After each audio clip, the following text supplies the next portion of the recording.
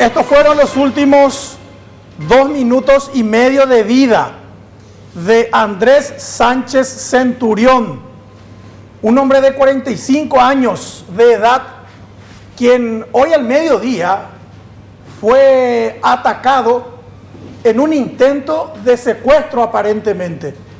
4 encapuchados bajaron de una camioneta Toyota Hilux.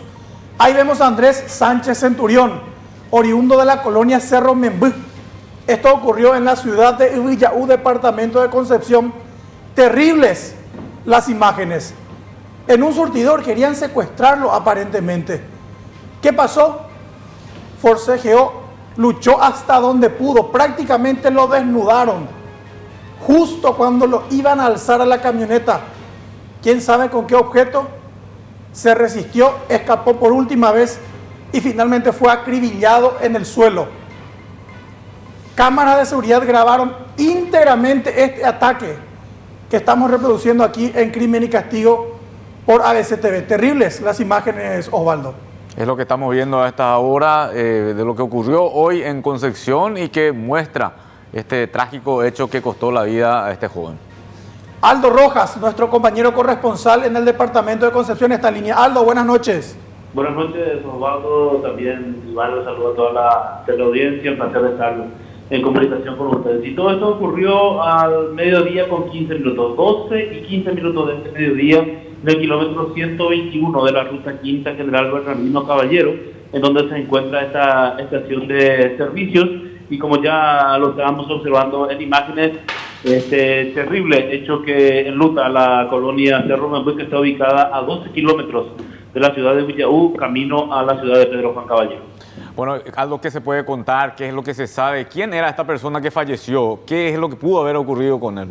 Andrés Sánchez Centurión es una persona de 45 años de edad, oriunda de esta colonia del distrito de Villaú, y de acuerdo a los datos que estamos manejando no tenía ninguna profesión, tampoco un trabajo fijo, pero sí sus padres son ganaderos. De acuerdo a los datos que manejamos son personas que económicamente pasan muy bien, podríamos decir, teniendo en cuenta la cantidad de ganados que tienen, y esta persona estaba dentro del mini market de esta estación de servicio y según los datos, Andrés Sánchez Centurión tenía como destino ir a la ciudad de Villaú para realizar algunos pagos de algunas deudas correspondientes, y en ese momento fue, como ya vimos, tratado de alzarlo a la fuerza en esta camioneta que nuevamente se dirigió hacia la ciudad de Pedro Juan Caballero, de hacia donde venía precisamente.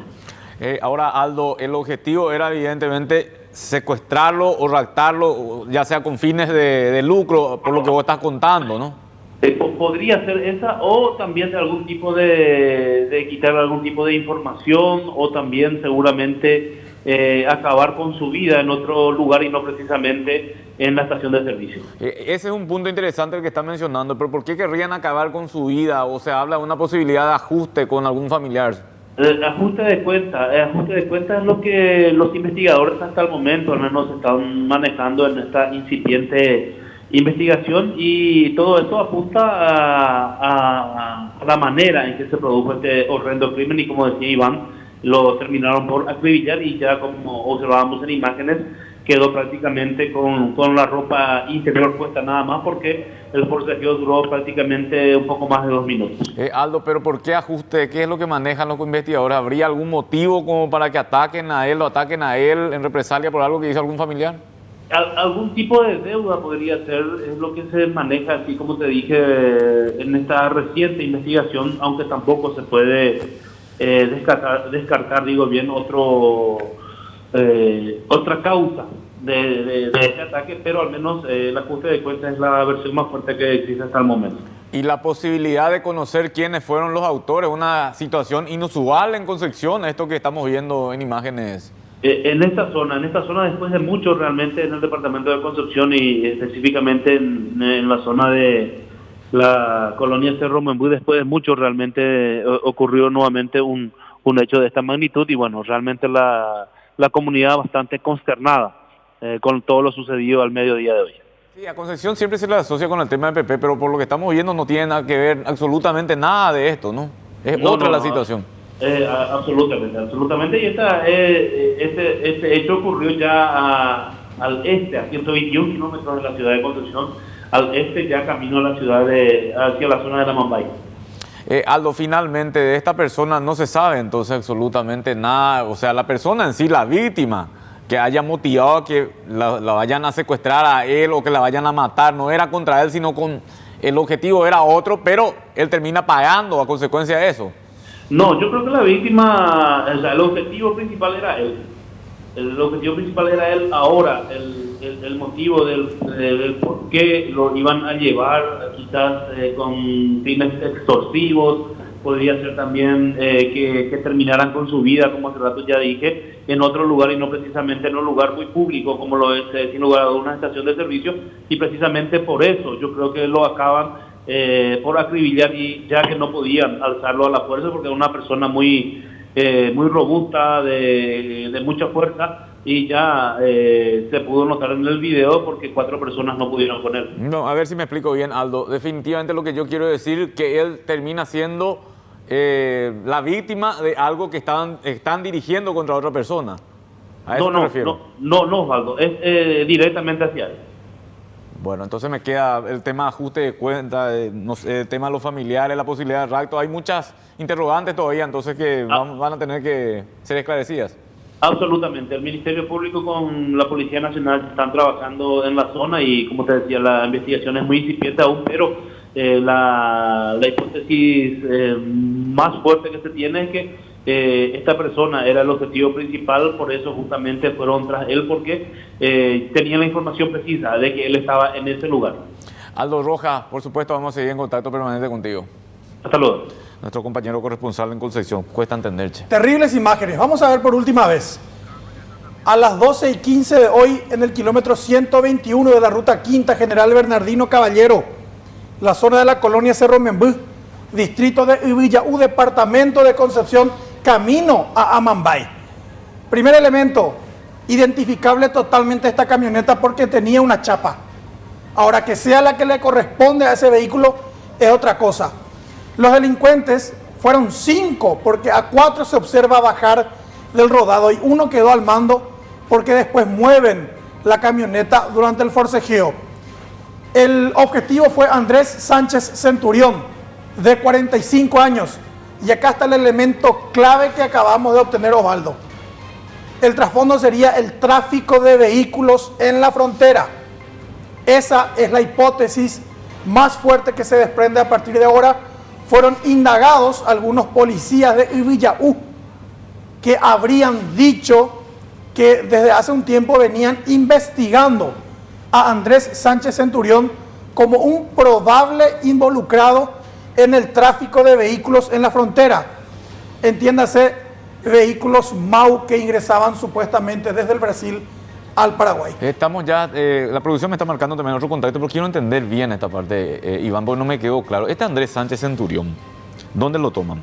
En un surtidor del kilómetro 121 de la ruta quinta. Él estaba casualmente allí. Estaba casualmente, estaba con unas personas, dice. ¿Y a qué se dedica él oficialmente? Y no tiene una profesión fija, pero en Ibilláu los policías le conocen como un supuesto involucrado en el tráfico de vehículos. O sea, siempre se dijo que él era integrante de una red que traía vehículos robados de Brasil y que vendían en Paraguay. Entonces, ese sería el trasfondo, porque evidentemente vinieron con intenciones de raptarlo y de ejecutarlo en otro lugar. Solo que como no pudieron alzarlo a la camioneta debido a la corpulencia física de este hombre, él termina siendo ejecutado, acribillado en realidad a balazos. Ya incluso casi fue desnudado.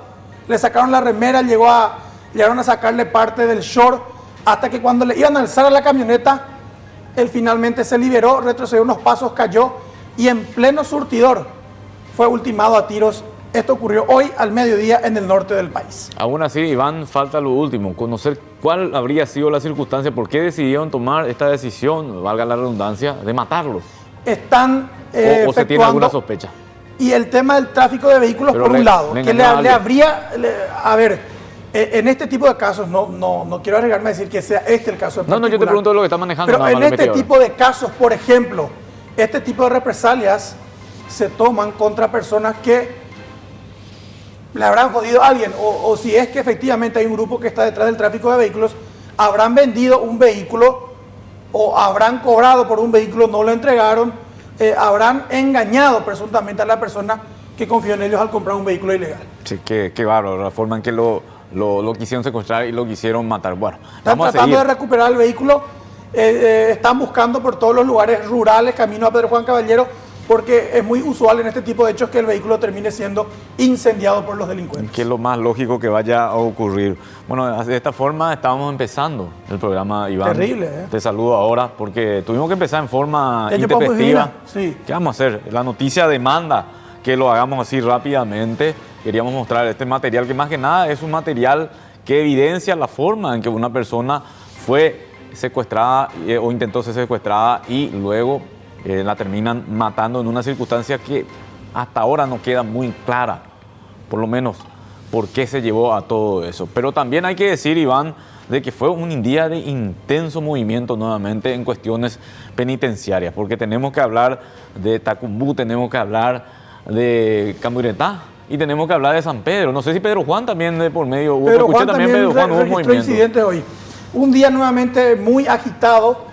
De hecho, la Conferencia Episcopal Paraguaya había solicitado la declaración de emergencia penitenciaria. Y no deja de el ministro Julio Javier Ríos hoy ya anunció que van a pedir al Congreso que las fuerzas públicas tomen intervención en la custodia de los carceleros.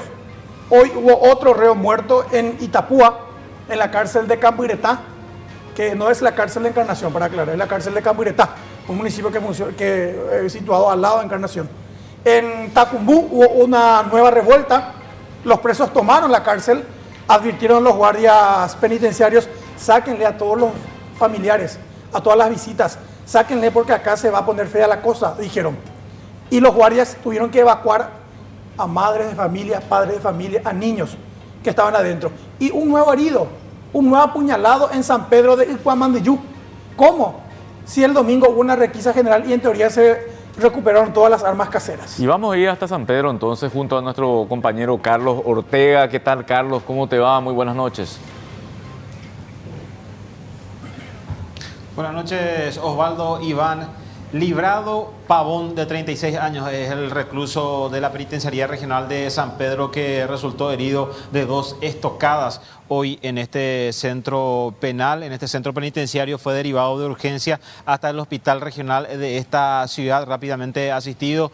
Nos confirmaban desde el centro asistencial que su caso no revestía gravedad, pero se estaba analizando hasta hace minutos si se los trasladaba o no a Asunción para una mejor atención. De momento continúa aquí. Pero siguiendo con este caso, hoy pudimos hablar, Osvaldo, Iván, con el juez penal de ejecución. Estamos hablando del doctor que firmó esa orden para el condenado Víctor Brites Aranda, condenado a 26 años de prisión por narcotráfico y que es uno de los condenados que estaba viviendo allí en la conocida hoy como La Granja de este centro penitenciario. Carlos, ¿qué aportó su declaración? ¿Qué fue lo que él dijo? ¿Echó más luz? Porque cada vez hay más confusión y nada más me quedaba en silencio porque me quedé pensando en lo primero. Y lo que dijo Iván, ¿cómo puede ser que haya habido un nuevo incidente con todo el operativo, con toda la intervención que hay en este momento allí? Cerramos esa parte entonces, Osvaldo, y me parece bien que analicemos este punto porque uno de los guardiacárceles que acompañó a este recluso herido hasta el hospital de San Pedro nos argumentaba, nos decía, no es que ingresan armas hasta la cárcel, allí se fabrican las armas. Y bien sabemos que en realidad tiene razón en cierta parte y también podemos desmentirlo en otra porque esos machetillos que veíamos, esos espadines incluso que fueron requisados el domingo y que a nuestra llegada aquí a la capital del segundo departamento podíamos ver cómo eran sacados de la cárcel, evidentemente alguien tuvo que haber ingresado, alguien tuvo que haber filtrado eso de alguna manera, pero hay otras armas caseras de fabricación casera que en realidad se fabrican con elementos que tienen a disposición los internos. Nos decía incluso este guardiacárcel, utilizan partes de la puerta, utilizan cascotes que encuentran material concreto, lo que encuentran ellos buscan manera de sacarle punta, ponerle filo, y bueno, estos utilizan después para atacarse unos a otros. Y si hacemos todos los días requisas, todos los días vamos a tener armas blancas incautadas, nos decía este guardia cárcel, y realmente es preocupante esta situación. Y está después lo otro, lo que nos decía el juez Néstor Arévalo, Osvaldo. Eso, Carlos, yo te iba a preguntar, estoy muy ansioso de saber qué es lo que dijo, qué argumentó el magistrado, para quien no lo sepa, Néstor Arévalo es el presidente del Club Deportivo Santaní. ¿Qué fue lo que dijo? ¿Por qué le dio esta orden a Chapaló, así le conocen, a Víctor Brites Aranda, un conocidísimo jefe del narcotráfico fronterizo? Él es alto paranaense, había sido capturado en el año 2014, ¿dónde? En su exclusiva residencia del Paraná Country Club, en un operativo simultáneo en el que la Senat confiscó 300 kilos de cocaína en la estancia de Chapaló, en Uicuí, departamento de Paraguarí. ¿Por qué supuestamente él estaba en un régimen totalmente en libertad, Carlos? La defensa de Brites Aranda solicita un permiso especial a la dirección del penal y también al juez penal de ejecución, argumentando que su defendido, estamos hablando de Víctor Brites Aranda, padecía o sufría claustrofobia y también otras enfermedades. No, Esperana. Esto es lo que tuvo en cuenta. No, Carlos. No, Esperana. Para la gente que no lo sepa, también claustrofobia es el miedo a estar en lugares encerrados, ¿verdad? Entonces, él es un preso, y porque tenía miedo, sí, señor, o porque le afecta estar encerrado, entonces el magistrado le envió a una casa con un régimen totalmente abierto. Esto es lo que tuve en cuenta para otorgarle ese permiso solicitado por la defensa. Palabras textuales del magistrado Iván. Nos parecía un chiste en ese momento. Él seguía defendiendo y recostándose en ese argumento para defender esta orden que él emitió a favor de uno de los 4 condenados que estaban allí en la granja, realmente en un régimen de cuasi libertad. Más allá de eso también, el ministro de Justicia había dicho de que eso no estaba habilitado. ¿Cómo él puede enviar a un lugar que no estaba habilitado? ¿Cómo justificó eso, Carlos? La justificación que dio, el argumento que dio, es que otros magistrados ya lo hicieron también en su momento. Año 2013, específicamente año 2016, tenemos otro caso, y estamos hablando del juez Eliodoro García, quien ya había otorgado permisos similares para que internos de la cárcel de San Pedro vayan hasta esta granja a cumplir labores de horticultura. A Pepe por andulo mitábamos opio y el trabajo de horticultura, Pepe, si lo único que había era un gallinero. Y ya justificando, pasando al exdirector de este centro penitenciario, el señor Wilson Quintana, nos decía él, en realidad pasa que la tierra todavía no estaba bien preparada por las lluvias y era un proyecto, inclusive tenían en proyecto llamarlo Granja Porvenir. Y desde 2013 esto venía funcionando. Carlos. El exdirector, al asumir en el cargo, ya se encuentra con esto, y es por eso que él también alega que no puso mayores inconvenientes para que se pueda acceder al pedido de la defensa. Pero va en la mañana supuesta granja, Riguazuaño y Tebio. Riguazuaño y Tebio lo había Iván la Icatuaya en la granja o Orecoa forma parte de una granja. O ya por Amoitea. Y preocupante. No, te iba a decir, entonces coño Mondoso Pepe, oño Trijanguar Iguazubio. No, y casi amigo la interrumpiendo Iván, va esa granja piopeja, oigo que orden. Allá ya para cumplir labores de horticultura. Le preguntamos al juez si él sabía que no se estaba cumpliendo con su orden, y a ella le tiró la pelota al director del centro penitenciario e inclusive al titular de establecimientos penitenciarios, que ellos tendrían que haber sido los que controlaran o los que controlen el cumplimiento de esa orden que él emitió. Le sacó la nalga a la jeringa. Muchas cosas acá vamos a estar hablando, y la verdad que no tiene sentido ni su orden ni el hecho de que haya enviado a un lugar que no está habilitado. Pero bueno, va a tener que explicarlo seguramente ya ante el organismo pertinente. Carlos, en estos momentos, ¿cómo se presenta la situación en San Pedro, específicamente en la zona de la cárcel? La fiscal que está investigando ese amotinamiento registrado el día domingo, estamos hablando de la doctora Fanny Aguilera, es la titular de esta causa. Se unificaron las causas, tanto el amotinamiento como el hallazgo de esta granja, que en principio estaba siendo investigado por la fiscal Dominga Benítez, que ahora pasa a ser coadyuvante de su colega titular en esta causa, y no se descarta la imputación en las próximas horas del exdirector del Instituto Penal. Estamos hablando del señor Wilson Quintana. Él podría ser imputado en el transcurso de las próximas horas. Wilfrido Quintana, y ahí, imputado Pepe Carlos, Osvaldo. Wilfrido Quintana. Acá Quintana, tenemos sí, que hacer una relación de hechos. Por un lado, fueron sorprendidos 4 presos condenados. Sí. ¿Sabe? Entre paréntesis, ¿ustedes saben cómo fue que llegaron ahí? Por una información que llegó a la Fiscalía General del Estado esa noche de la masacre del domingo. Y el dato era que en ese lugar estaban 4 miembros del PCC que iban a rescatar supuestamente a sus hermanos encerrados que cometieron la masacre. A las 2 de la mañana ocurrió el operativo, una orden de allanamiento. Fusileros del Grupo Halcón de la policía que está en el Cruzo de Hierro vinieron desde esa localidad de Concepción para apretar el lugar. Entraron con fusiles, así, porque son 4 casitas, una al lado de la otra. Acá están las imágenes, al lado de la cárcel, sí, ¿verdad? Y rodearon las 4 casitas y así, y ya, la fusil. Y boom, boom, empezaron a golpear la puerta, ¿verdad? De madrugada, a las 2 de la mañana. ¿Y quién dijo? Policía, hora de allanamiento, le dijeron. Ahora no vamos a entrar. Y abren los 4, o sea, porque son 4 internos, ¿verdad? Que estaban ahí. Abren así y encuentran, por ejemplo, a Víctor Brites Aranda, alias Chapaló, condenado a 26 años de cárcel, poderoso jefe narco de Alto Paraná. Él estaba con, creo que era su hermana, su hijo y su nieta.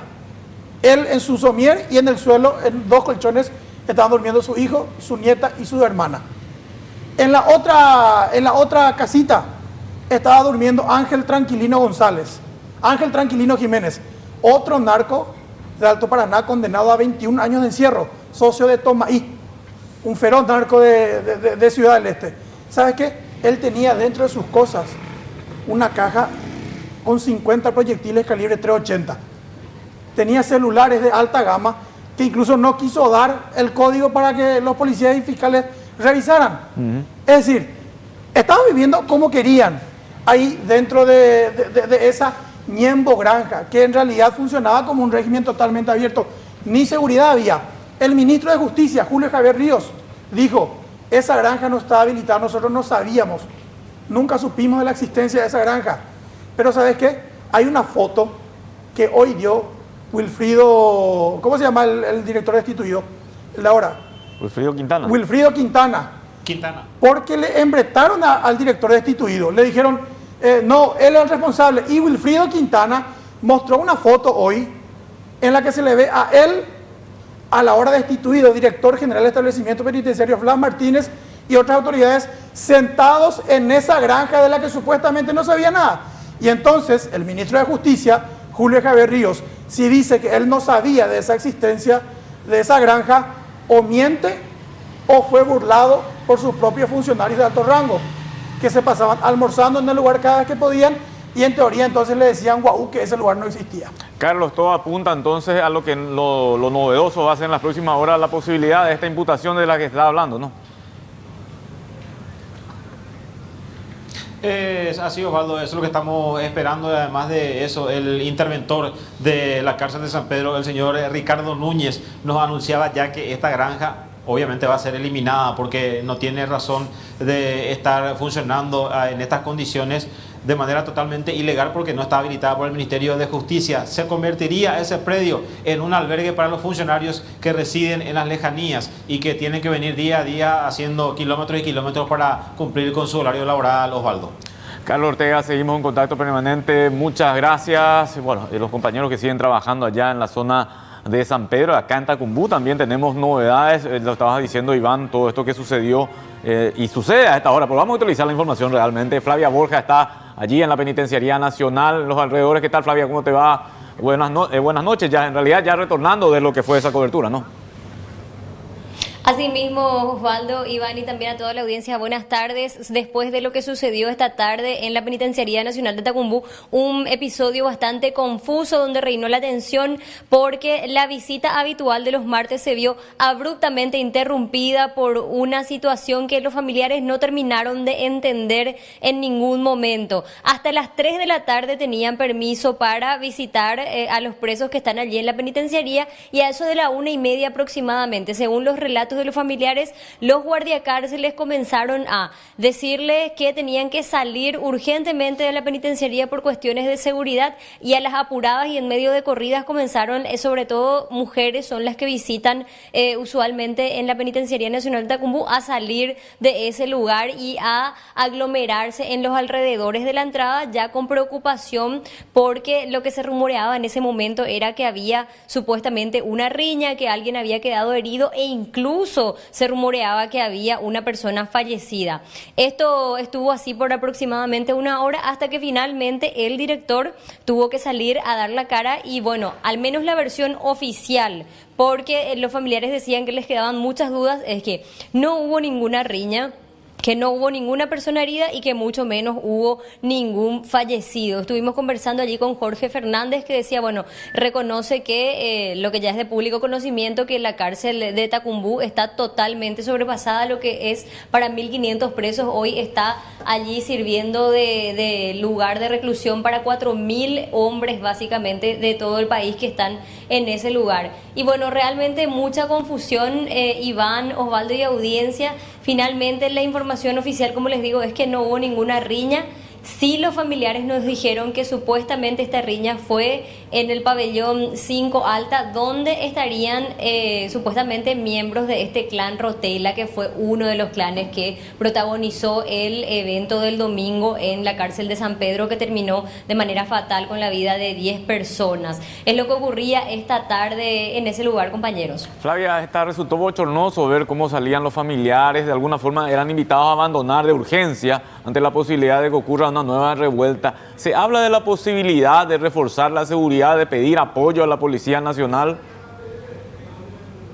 Asimismo, Osvaldo, y no solamente resultaba bochornoso y desprolijo para los familiares, sino también la actuación un poco del director del penal de Tacumbú, que en un momento dado, después de la insistencia de los miembros de la prensa que estábamos en ese lugar, sale a dar la cara y a él lo acompaña otra persona que era el que, en vez de que responda el director, se dedicaba a responder y a tratar de avasallar, digamos, las preguntas que le hacíamos los periodistas al director, que él dijo que quería ser breve y básicamente negar lo que ocurría. Le preguntamos sobre el refuerzo de la seguridad en el lugar y dijo que lo que se pidió es reforzar la seguridad en la zona del muro, es decir, para evitar fugas. Pero lo que es dentro de la cárcel, todos los pasilleros, todas estas personas que están viviendo en el patio, a la intemperie, y bueno, también el hacinamiento en los pabellones, justamente, todo eso sigue normal y sabemos que también todos esos factores son caldo de cultivo para que se den estas situaciones como los motines, por ejemplo. Bueno, Flavia, verte ya de retorno me da tranquilidad, quiere decir que la cuestión se tranquilizó en Tacumbú, pero no podemos hablar de que sea algo definitivo. Esto mismo que vivimos esta tarde lo vivimos también lo estamos viviendo casi todos los días a partir de lo que ocurrió en San Pedro.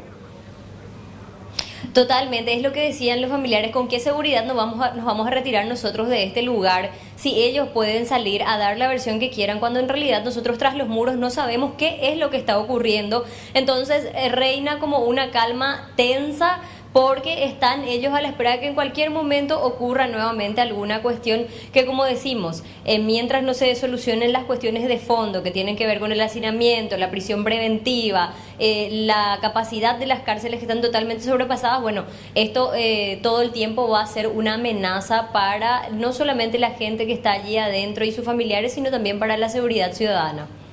Flavia Borja, vamos a estar en contacto también contigo. Muchas gracias. Hasta luego. Bueno, dijimos San Pedro, Tacumbú, Encarnación. Vamos a ver www.abc.com.py porque hoy hablamos, Osvaldo, de, un preso apuñalado nuevamente en San Pedro de Cuamandiyú. Apuñalado, o sea, con un estoque de fabricación casera. No era que en la requisa del domingo, luego de la masacre, fueron requisados todos estos elementos. Mentira. En Tacumbú, nuevo brote de motín hoy. ¿Cuál era el problema? Que en el pabellón 5 Alta, el considerado más seguro, ¿por qué? Porque está en medio del penal, arriba, desde donde ningún preso podría, por ejemplo, saltar al patio. O sea, necesariamente va a caer a otra dependencia de la cárcel. Por eso es considerada esa zona como la más segura. Ahí están los miembros del PCC. Abajo, en otro pabellón contiguo, están los miembros del clan Rotela. Y hoy estos grupos se desafiaron, principalmente los del grupo de Rotela querían emboscar a los miembros del PCC. Entonces los desafiaron a un duelo colectivo. Es por eso que tuvieron que salir los familiares. En simultáneo, esta información también sorprendía. Matan de 17 puñaladas a reo en la cárcel de Itapúa, el material de nuestro compañero corresponsal Juan Augusto Roa. Esta es la penitenciaría de Itapúa, Centro de Rehabilitación Social Cerezo. Funciona en el municipio vecino de Cambuiretá, al lado de Encarnación. El interventor del penal, Cristian González, adelantó que el ataque no tiene vinculación con una guerra que se libró entre las facciones de otros penales. Dice, Cristian González Verón, de 34 años, recibió al menos 17 heridas provocadas por un estoque. El autor sería otro reo de nombre César Villalba. Estos son los datos y los elementos que van apuntando a que se podría declarar la emergencia penitenciaria. Yo le envié a los compañeros, vamos a tratar, no sé si me pueden enfocar, acá ahí tiene también ustedes la foto de la que yo te hablaba, porque el ministro de Justicia dice que ellos no estaban en conocimiento de esa granja. Y el responsable directo de las cárceles del país es el director general de establecimientos penitenciarios, Blas Sí. Martínez, que es un funcionario en teoría de confianza del ministro de Justicia. Y acá tengo una foto, le envía a nuestro productor Blas López por ahí, si podemos mostrar. Esta es una foto que yo estoy viendo acá en mi celular, que vamos a mostrarle enseguida, que proveyó, ¿sabe quién? Wilfrido Quintana, el director ahora destituido. Porque a él pues le apretaron. Claro, queda como responsable. Tipo, claro, no, él nomás de por sí hizo el problema, él es el corrupto. Y Wilfrido Quintana muestra esta foto y dice, pero ¿cómo a mí nomás me van a echar la culpa de algo que todos sabían? O sea, yo luego de hecho no puedo habilitar ese sector sin que mis superiores me autoricen. Y acá se le ve, a ver, al que le conozco es a Blas Martínez, ¿verdad? El director, el ahora destituido director general de establecimientos penitenciarios. Supuestamente esto es en esa granja. Sí. Esta foto, supuestamente es en la granja de la cual nadie del Ministerio de Justicia tenía conocimiento. Evidentemente el director general sí tenía conocimiento y él es funcionario de confianza del ministro Julio Javier Ríos. Y dos cosas posibles entonces. Una, cierto, puede ser que el ministro de Justicia no tenía ni idea del funcionamiento de esta granja. Y la segunda entonces, si es eso, verdad, entonces señor ministro de Justicia, ¿qué hace usted en el cargo? ¿Cómo es que es un funcionario de mayor rango en este ámbito está en ese lugar y usted supuestamente no está enterado? ¿Alguien miente? O no sabían, o sabían y se hicieron embotar y ahora quieren tirar la pelota al funcionario de menor rango. Y vejaben de osotas en Acuá, Osvaldo. O el ministro miente o le duele demasiado. Y uno no puede creer que una persona con una autoridad como la que tiene el ministro de Justicia no pueda estar en conocimiento de algo que ayer, por ejemplo, nos mencionaba nuestro productor Blas López. Decía ayer, porque lo hizo en momento justo que emitimos por ABC Cardinal, de que las visitas son periódicas por parte de las autoridades del Ministerio de Justicia a los establecimientos penitenciarios. Esas visitas son informadas, o los resultados son informados posteriormente al ministro. Esta habrá sido una de esas visitas. Y yo creo que yo querría defenderle a Julio Javier Ríos, pero ¿sabe dónde me quedo sin elementos? Que realmente él es un brazo derecho. El director de establecimiento penitenciario es el gerente directo del ministro de Justicia. Porque él es el que maneja las cárceles. Si a alguien le va a preguntar al ministro de Justicia lo que está ocurriendo en las cárceles, le va a preguntar a él.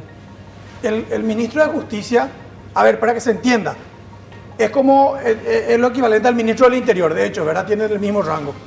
El director general de establecimientos penitenciarios vendría a ser lo que para el ministro del Interior es el comandante de la policía.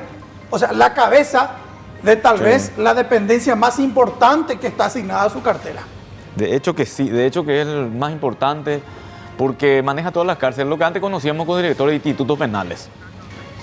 Alguien miente, porque es cierto, tal vez esta fue una visita en el marco de confraternidad con los funcionarios, pero Si él estuvo ahí es porque él sabía. Es difícil, ¿y cómo es que no le informó a su ministro? Es difícil creer que no sabían realmente, pero bueno, es una cuestión que debe seguir indagando Fiscalía. A propósito, antes de ir a la pausa, se reunió el jurado de enjuiciamiento magistrado hoy. ¿Y después? ¿Vos crees que tocaron el tema de Néstor Arevalo?